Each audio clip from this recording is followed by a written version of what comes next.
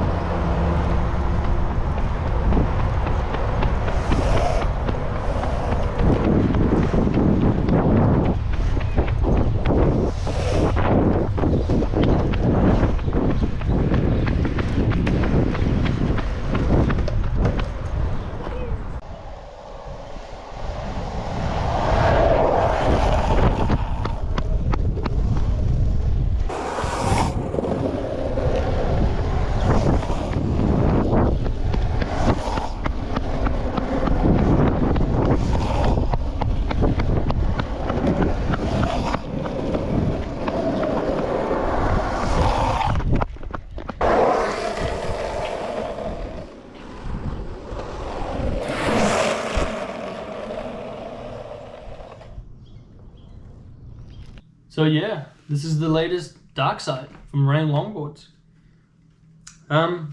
Yeah, pretty excited. One of my favorite boards ever. So yeah, let's get right into it. I'm gonna go through the specs, the design, what the board is intended for, a little bit of history of the board for me personally. It is my favorite skateboard. We'll go through my experience riding this board, and then a bit of a recommendation for who I think would like this board, what kind of riding is best suited for this. But yeah, Darkside by Rayne Longboards. So it's in Rayne construction, bamboo fiberglass, that real stiff, light construction, which is super nice. It's 36 inches long by 9.25 inches wide. It's got wheelbase options of 22.5 to 21.5. This year's model has fat bottom, which is pretty cool. So fat bottom construction is that construction where it gets narrower towards the edges of the board, which they say is to help for weight reduction and wheel clearance. I don't know if it makes too much of a difference with wheel clearance. The previous models have the wheel wells, and then when they have the fat bottom construction, you don't really have wheel wells. Pretty decent wheel clearance for freeride wheels anyway, so that's cool. It has radial micro drops. Don't know if you'll be able to see that at all, but it does have drops. Very aggressive concave. So I think Darkside concave is one of the most aggressive concaves I've skated, for sure. I love it. I love that really steep concave, but that's definitely a pretty noticeable feature of this board. And obviously it's a single kick, directional single kick board. Yeah, so this board is really designed with freeriding in mind, but it's meant to be like your go-to all-round board. If you set it up like I have now with something like K4s at a wide width, symmetrical bushings and base plates, you can kind of skate this for anything, you know. Cruising, car parks, bit of ollies, bit of funky around town stuff. You can city slash on this, like you can literally do everything. But it's also made with that downhill board construction, so that if you want to take it down some big mountain roads and stuff, it's going to be great for that, with that nice concave and drops and the construction. Super nice for that. The standing platform is a little short for tall people or people who are used to like bigger, longer boards. It's kind of restrictive because of those micro drops. So you've got that 21-inch wheelbase is the shorter one, but from there the drop still comes in, so you're actually got a standing stance. It's quite small. The drops aren't huge, but they're kind of a little big to be standing up on. But I mean, for me, it's like the perfect stance. It's where your feet are supposed to go on this board is where my feet feel good. But yeah, I got my first Darkside in 2017 as just like a cheap secondhand one I saw on a buy sell trade page. Just grabbed it and I was like, whoa, this board is awesome. So in 2018, I bought this one with the wizard graphic. It's my favorite board ever. And then when Rayne just dropped this version with the fat bottom construction and the sick OG Avenger graphic, I was like, wow, I mean, I can't not, you know? So I bought this one as well. But yeah, I've basically been riding a Darkside for 5 years. Probably like 80 to 90% of the skating I've done in that 5 years has been on a Darkside, and it's so versatile for everything. You can see I've got my 2018, I don't know if it's a 2018 model, but it's the one I got in 2018, set up with my split Valkyrie trucks. Mountain roads, fast skating.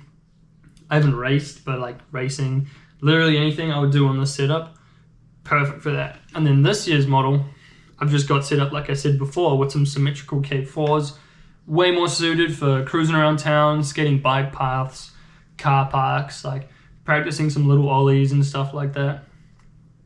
Great for that. It's the exact same board, but you can set it up completely differently and it works for both. And for me, that's just, it's awesome. I love that. I like the all-round go-to, you just grab it. Like if I'm gonna travel or do something where I can only bring one board for a day, Darkside, like it's the best. One of the biggest critiques I hear of, it's not so much Darkside specifically, but Rayne construction in general, is with that fiberglass and bamboo. A lot of people complain about durability. Probably like my second or third session on this board, it hit a rock with a little bit of speed. You can see it pretty well. I don't think that's that bad, personally. Like, people talk about getting splinters from fiberglass and boards like shattering and stuff. I'm like, dude, this hit a rock pretty hard and it's still good. So that's like a fresh wound right there. And then if we go to my old faithful, this thing is hit curbs, gone off roads, like flipped around, like all the rails, the kick. I mean, you know, I don't ollie it on street skate, but I used the kick a little bit. It's just, I don't even have any D-lam on either of my rails. So I'm like pretty nice with my boards, but I don't baby them. And this thing is in like 8 out of 10 condition after a good 4 years of shredding. So that's my testimony to durability for these boards. I think they're tanks. And they're light. It's like a light tank. It's great. They are very stiff.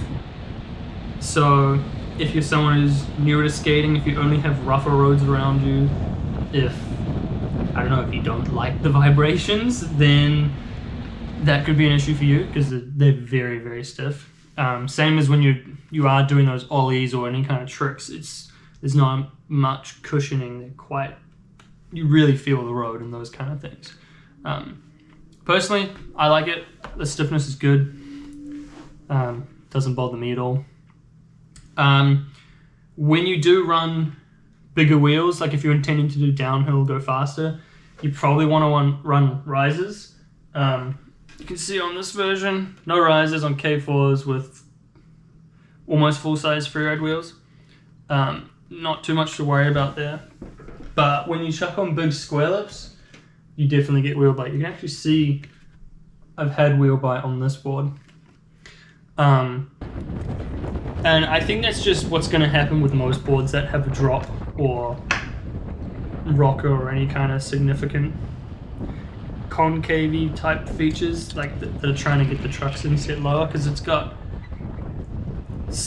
not flush mounted, but it's kind of like a little bit of flush mounting. And yeah, you're gonna want to run risers. You probably don't have to, but I've gotten wheel bite on it before, and risers are good when you're running race wheels. But yeah, I guess for recommendations, it's, in my opinion, the ultimate freeride board. Like, I've never skated a board that I've felt better on than a Darkside for freeride. I really like the aggressive cave. I really like the drops that get you a little bit lower into the board. The stance is perfect for me. I'm 6 foot, slightly over 6 foot, size 9 or 10 shoe. Perfect. Just feels great for me. You can change the wheelbase, whatever. It feels great to me. If you're very new to skating, if you're just getting into downhill, some of the features of this board could put you off a little bit. The really aggressive concave, and that shorter stance, and the stiffness especially could be a little off-putting. If you've been skating for a little bit, if you've got some of your slides down and you're just looking to get into something that is super solid and going to feel great, I would definitely recommend this board. Yeah, I don't know. I could talk about this board all day. It's just, I've skated this down mountain roads, I've skated this down sidewalks, bike paths, freeride runs, neighborhood runs, literally everything. I love it. It's great.